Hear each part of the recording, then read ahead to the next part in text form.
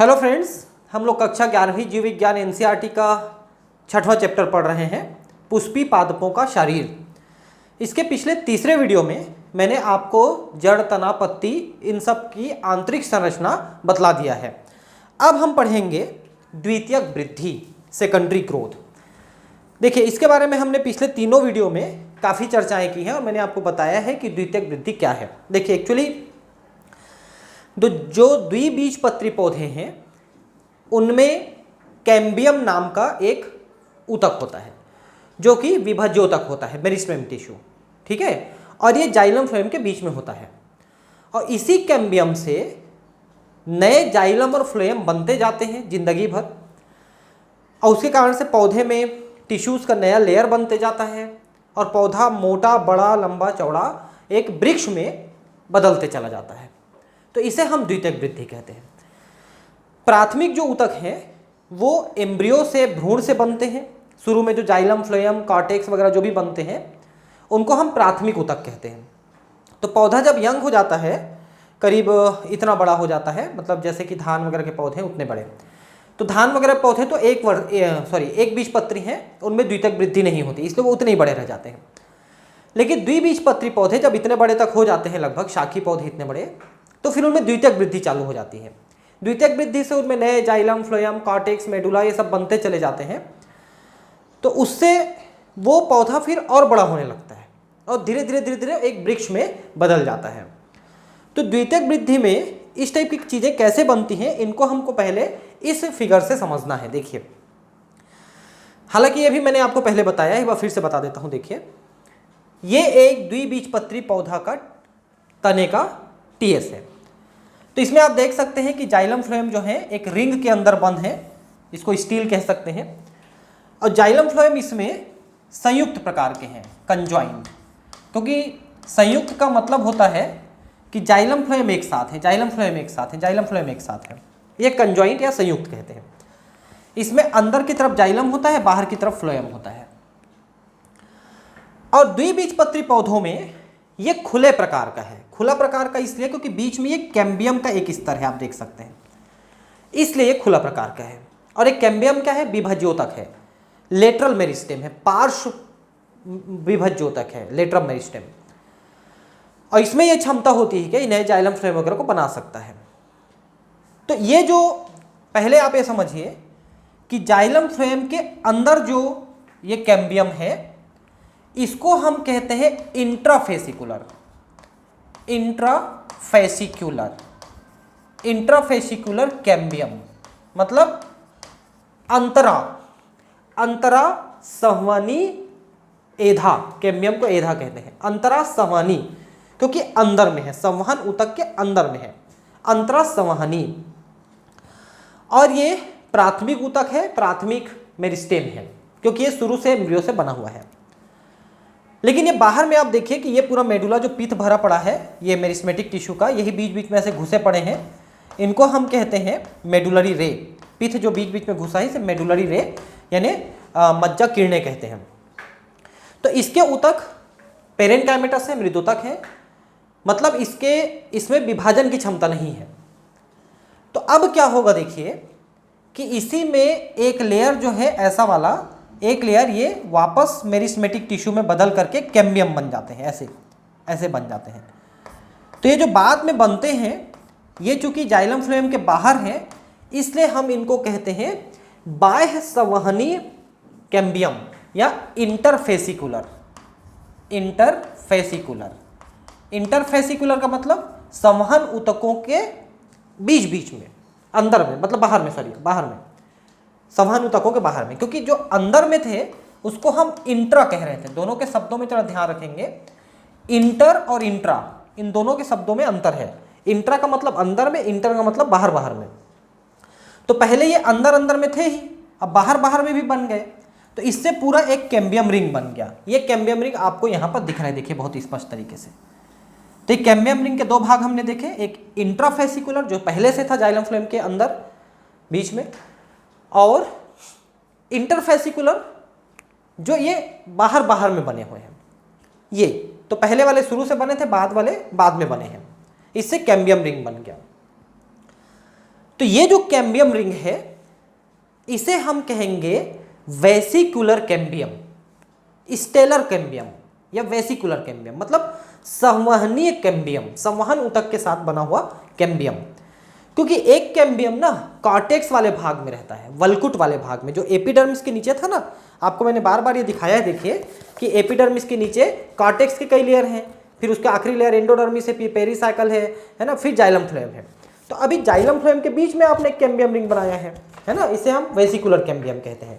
वैसे ही कॉर्टेक्स के बीच में भी आप एक कैम्बियम रिंग बनाएंगे, इसको कॉर्क कैम्बियम कहेंगे, लेकिन ये हर डाइकॉट पौधे में नहीं बनता, कुछ कुछ डाइकॉट पौधों में बनते हैं, उनको हम देखेंगे अभी।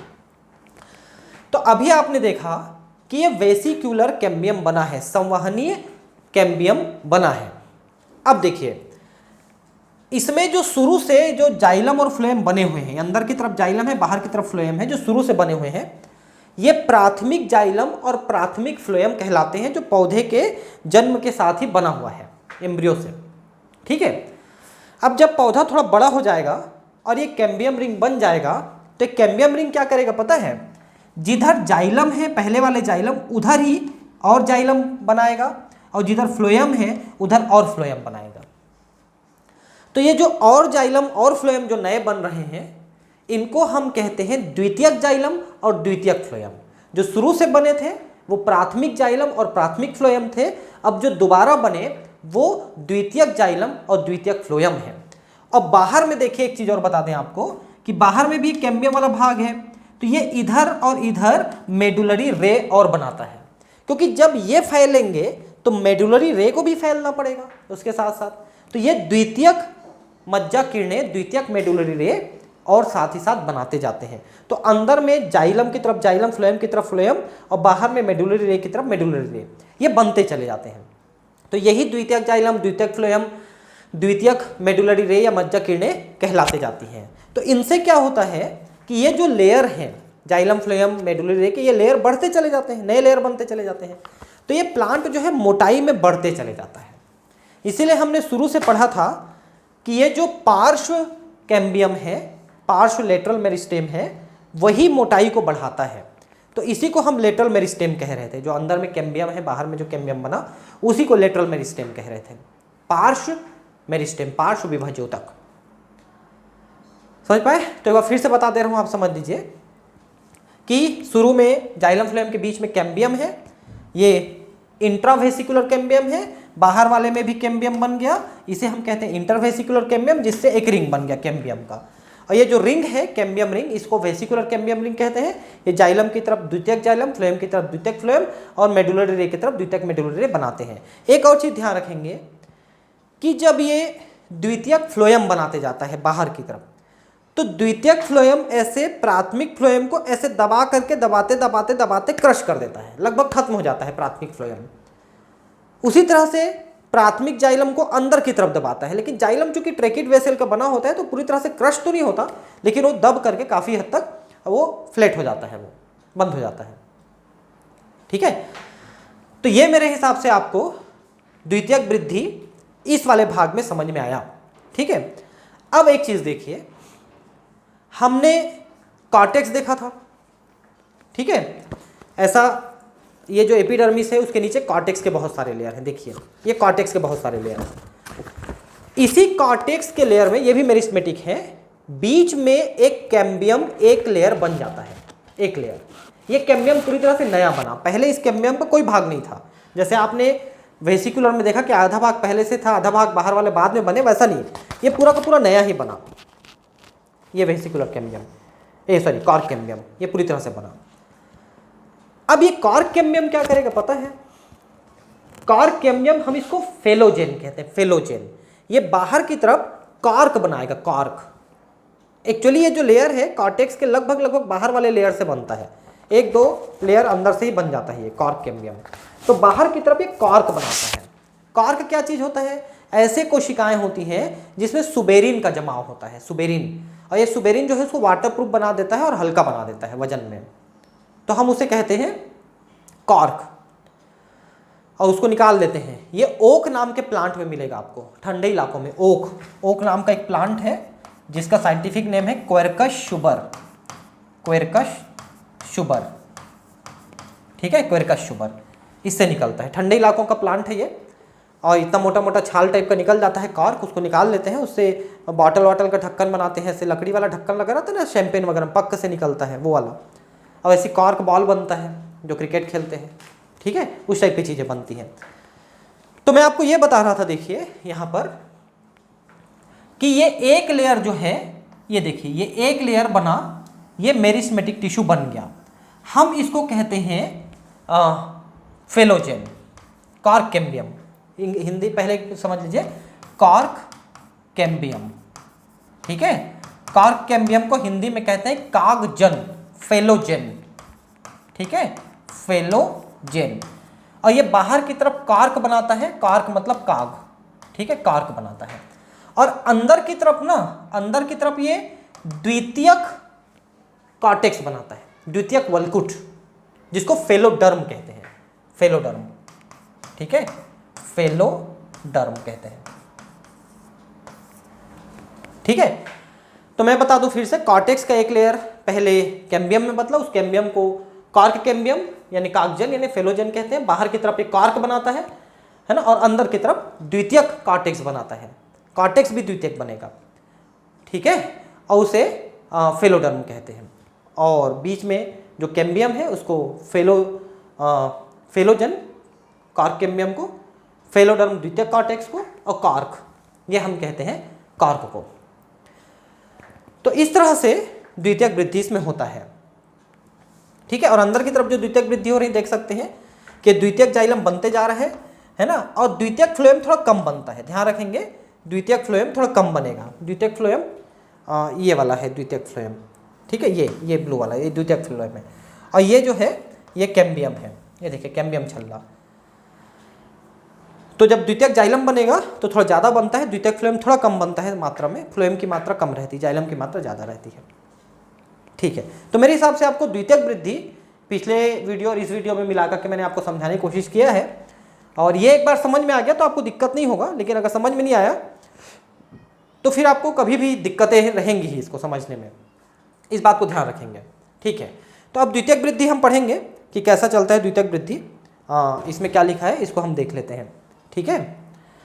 मूल तथा तना लंबाई में शीर्षस्थ विभजोतक की सहायता से बढ़ते हैं। लंबाई में तो ये जो शीर्ष में विभजोतक थे, मेरिस्टेम, एपिकल मेरिस्टेम, इससे लंबाई में बढ़ते हैं। लेकिन चौड़ाई यानी कि मोटाई जो बढ़ता है वो लेटरल मेरिस्टेम यानी पार्श्व मेरिस्टेम से बनता है। इसे प्राथमिक वृद्धि कहते हैं, लंबाई में जो बढ़ता है। अधिकांश द्विबीजपत्रियों में प्राथमिक भित्ति के अतिरिक्त उनकी मोटाई भी बढ़ती है। इस वृद्धि को द्वितीयक वृद्धि कहते हैं। यह एक बीजपत्री मूल तथा तने में नहीं होता है।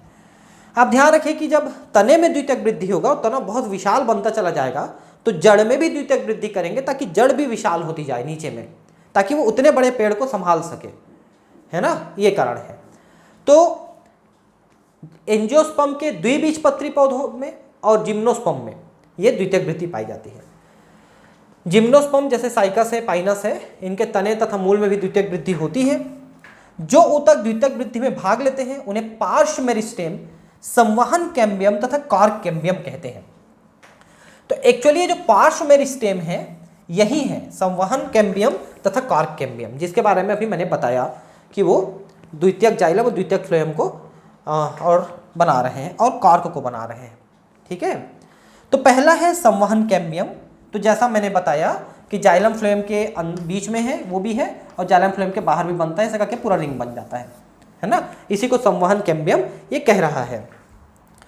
मेरिस्मेटिक सतह जो संवहन ऊतक जाइलम तथा फ्लोएम को काटती है उसे संवहन कैम्बियम कहते हैं, जो बीच में रहता है जाइलम फ्लोएम के बीच में। शैशव तने में यह जाइलम तथा फ्लोएम के बीच एकल सतह के रूप में खंडों में होते हैं। बाद में यह संपूर्ण छल्ले का रूप ले लेती है।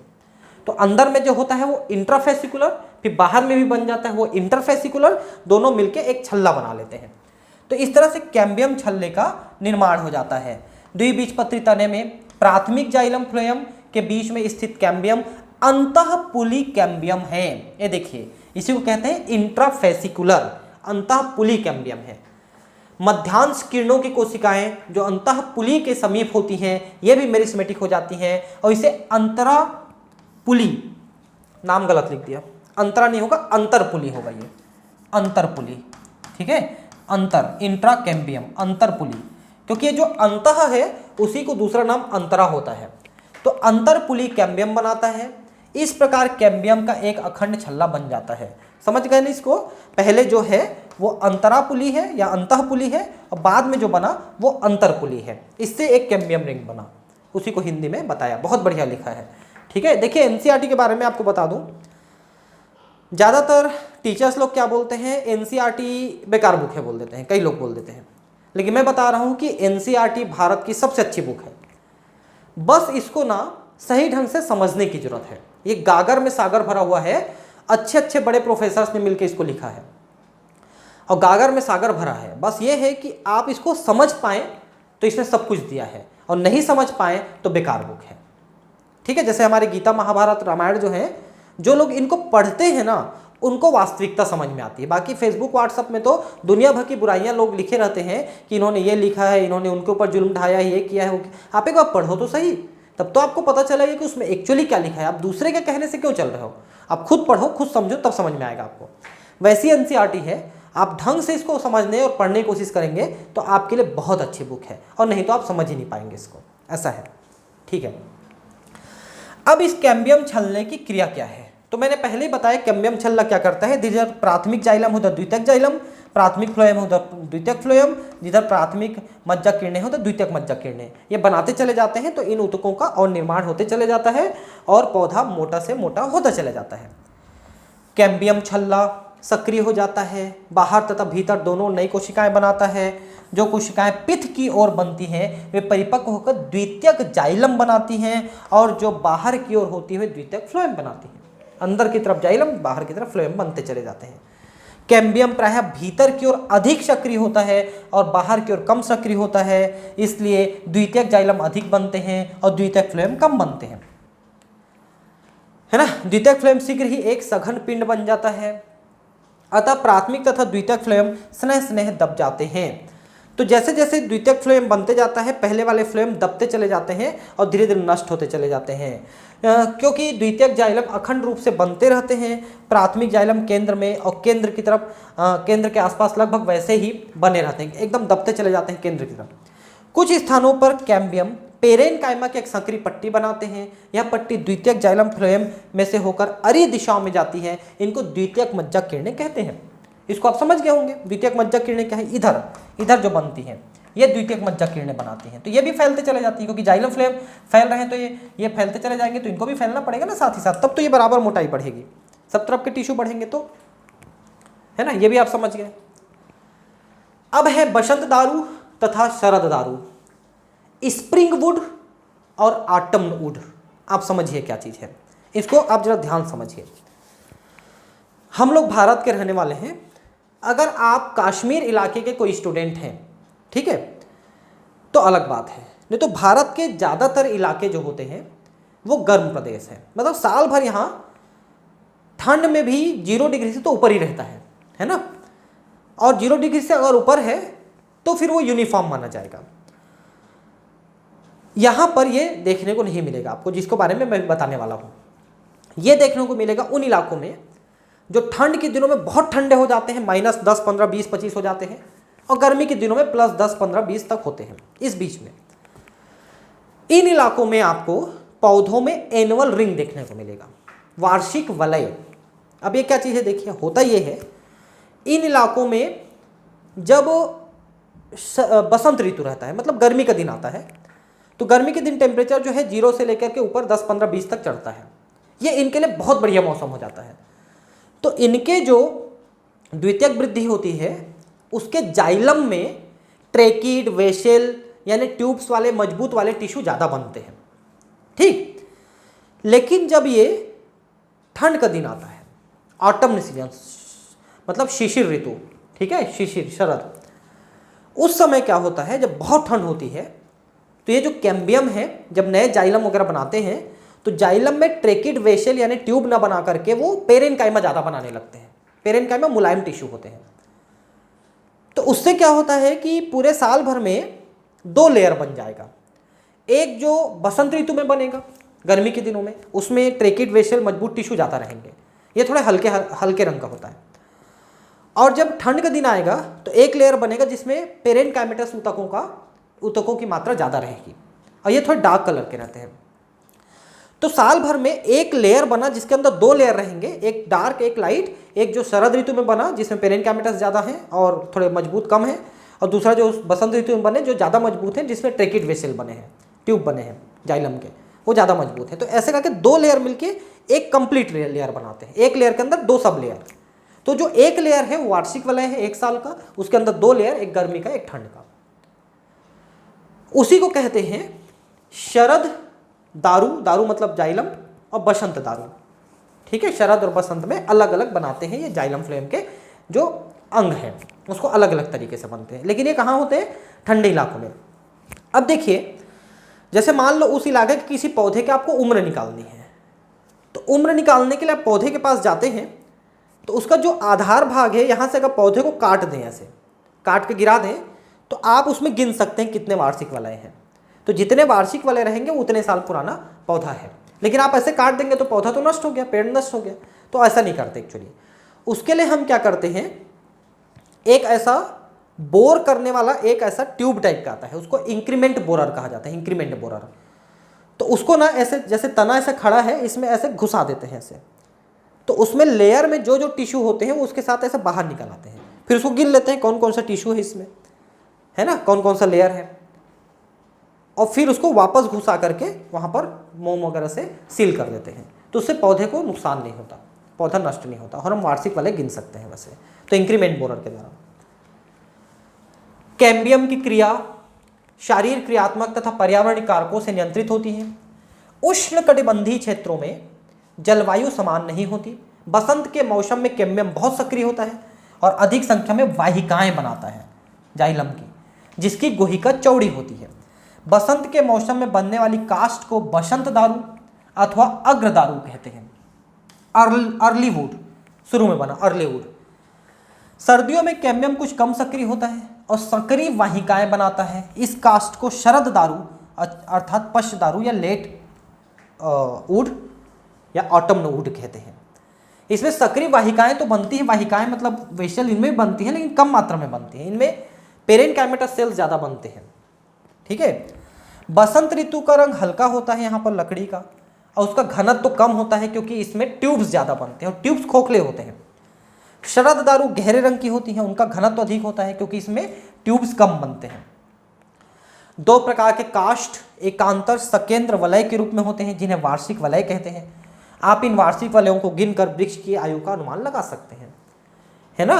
तो एक बसंत लेयर और एक शरद लेयर दोनों को मिला के एक लेयर मानते हैं अपन, जिसको हम बोलते हैं एनुअल रिंग, वार्षिक वलय। ठीक है, अब है अंतःकाष्ठ तथा सरदारू।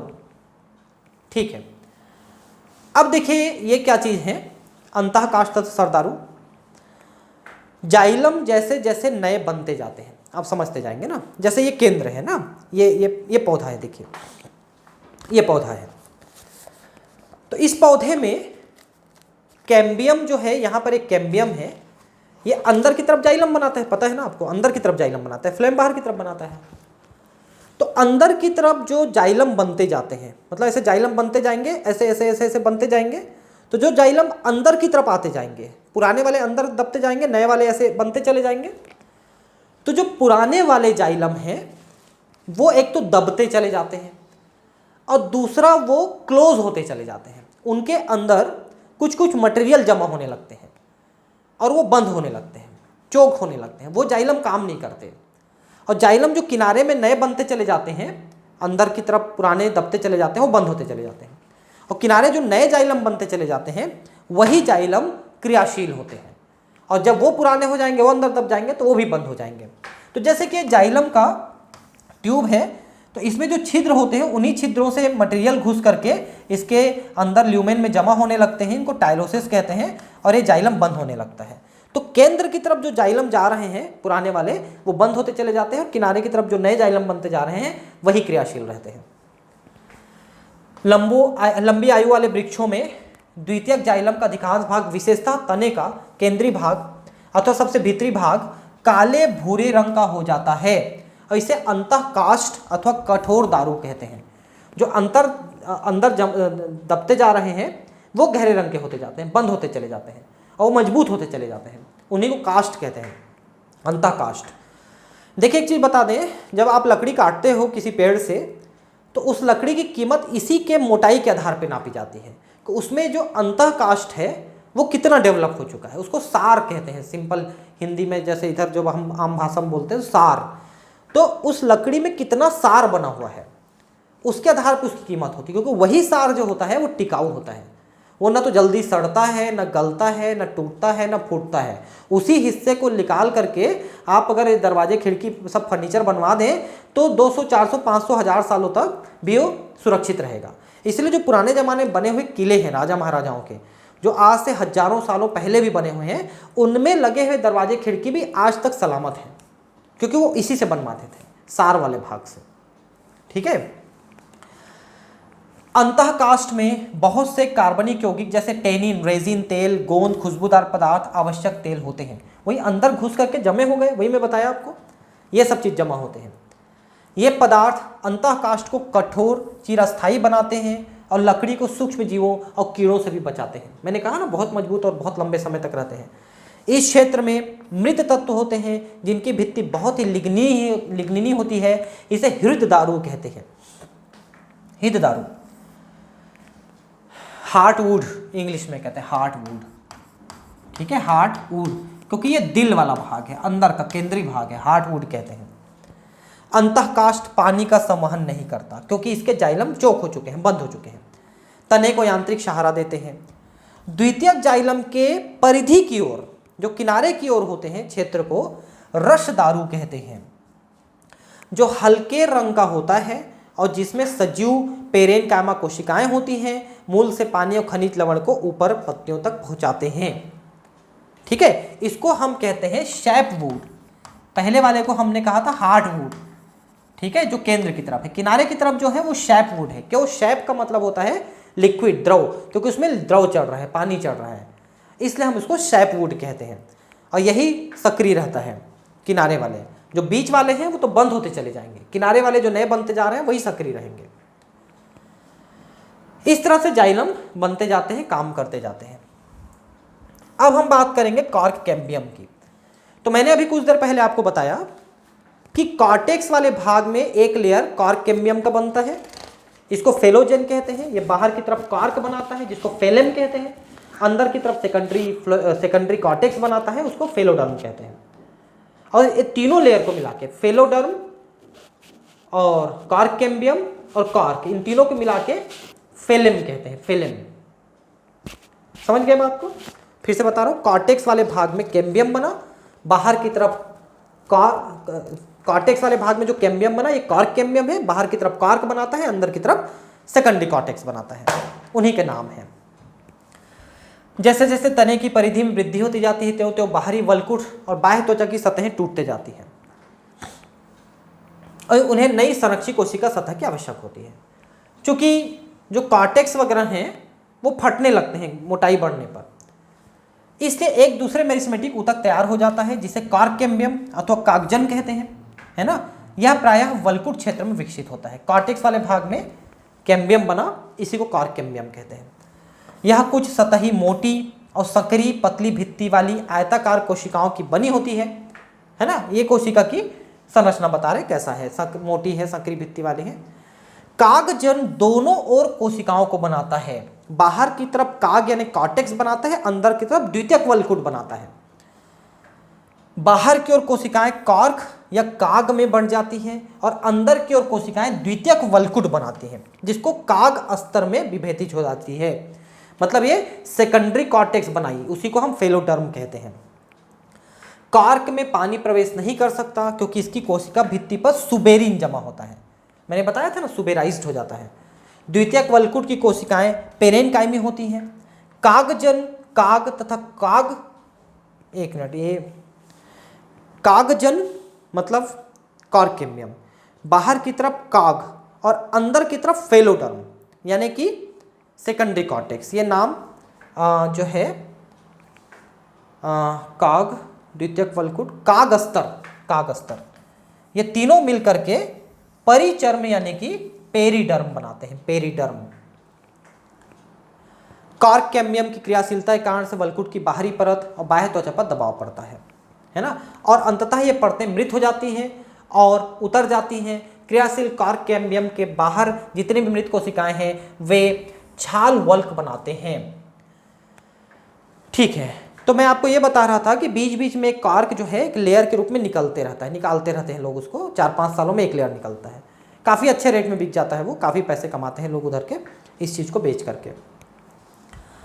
छाल वल्क एक गैर तकनीकी शब्द है जो वाहिका कैम्बियम से बाहर तक के ऊतकों को संदर्भित करती है। एक बात बताएं आपको, अगर किसी पौधे के छाल को आप निकाल देंगे ना, पूरे छाल को ऐसे खुरच के निकाल देंगे, देखिए कार्क को निकालना और छाल को निकालना अंतर होता है। कार्क तो खाली एक लेयर कार्क का निकल जाएगा, तो छाल नहीं निकलेगा। छाल अगर आप निकाल देंगे तो उसके साथ फ्लोएम निकल जाएगा, क्योंकि छाल में ही फ्लोएम रहता है, अच्छे मोटे छाल में फ्लोएम रहता है। फ्लोएम ही फूड मटेरियल को रूट तक लेके जाता है। अगर आप छाल निकाल देंगे तो फ्लोएम निकल जाएगा, जो क्रियाशील फ्लोएम है, और फ्लोएम के निकल जाने से फूड जमीन तक नीचे रूट तक नहीं पहुंचेगा, और रूट मर जाएंगे तो पौधा मर जाएगा। वही चीज लिखा है, देखिए। छाल वल्क एक गैर तकनीकी शब्द है जो वाहिकाएं कैम्बियम से बाहर के ऊतकों को संदर्भित करता है, अतः इसमें द्वितीयक फ्लोएम भी शामिल है। मौसम के शुरुआत में जो छाल बनती है उसे प्रारंभी या कोमल छाल कहते हैं, और मौसम के अंत में बनने वाली छाल को पश्च या कठोर छाल कहते हैं। छाल वल्क की रचना में विभिन्न प्रकार की सम्मिलित कोशिकाओं के नाम लिखें। तो क्या क्या नाम है, देखिए। छाल वल्क में सबसे बाहर एपिडर्मिस है, फिर प्राइमरी कॉर्टेक्स है। अगर आप कार्क को लेते हैं तो epidermis, cork cambium, secondary cortex, primary cortex, फिर उसके बाद एंडोडर्मिस, पेरीसाइकल, फिर प्राइमरी जाइलम, फिर सेकेंडरी जाइलम। ये उसके लेयर है, ठीक है, जो उस छाल में निकल जाएंगे। कुछ क्षेत्रों में कागजन कार्क कोशिकाओं की बजाय बाहर की ओर पेरेनकाइमा कोशिकाओं को बनाती हैं, ठीक है। देखिए, कार्क कोशिकाएं हमेशा कार्क बनाएगा कोई जरूरी नहीं है, ये कुछ पेरेनकाइमा कोशिकाओं को भी बनाती हैं। ये पेरेनकाइमा कोशिकाएं बाह्य त्वचा पर फट जाती हैं और लेंस के आकार के छिद्र बनाती हैं, जिन्हें वातरंध्र या लेंटिसेल कहते हैं, लेंटिसेल।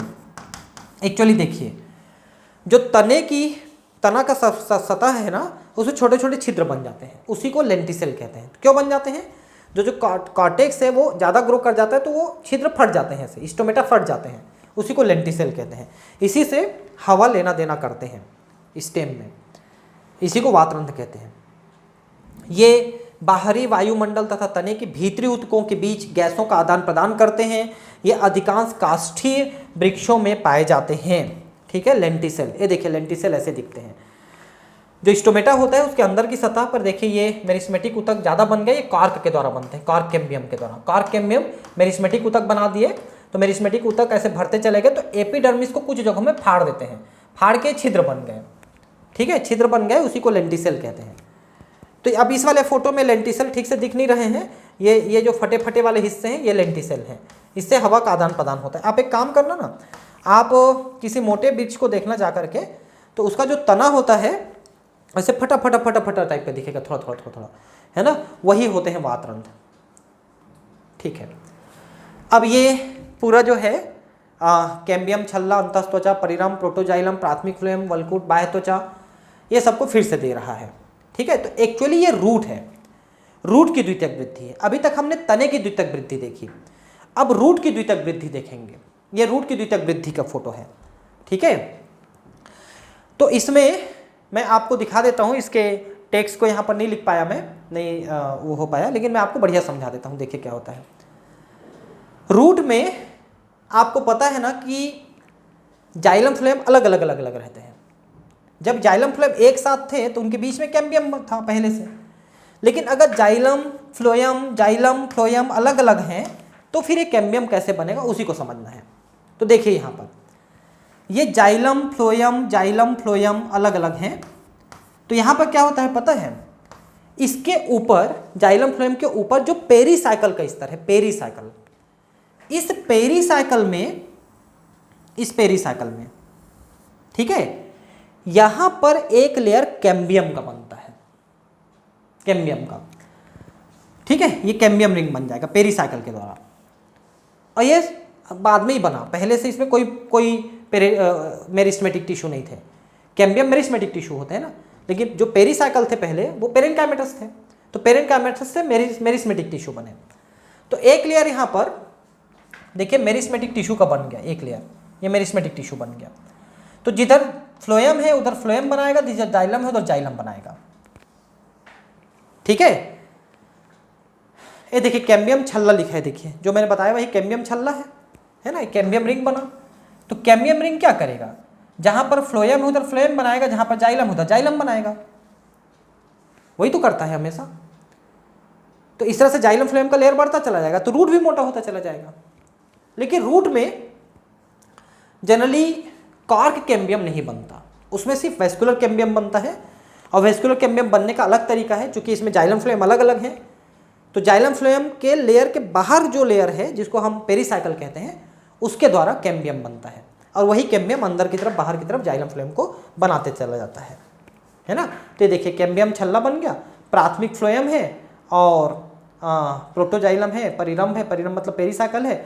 अब इसके बाद ये देखिए यहाँ पर द्वितीयक जाइलम द्वितीयक फ्लोएम बनते चले गए, ये देखिए है ना।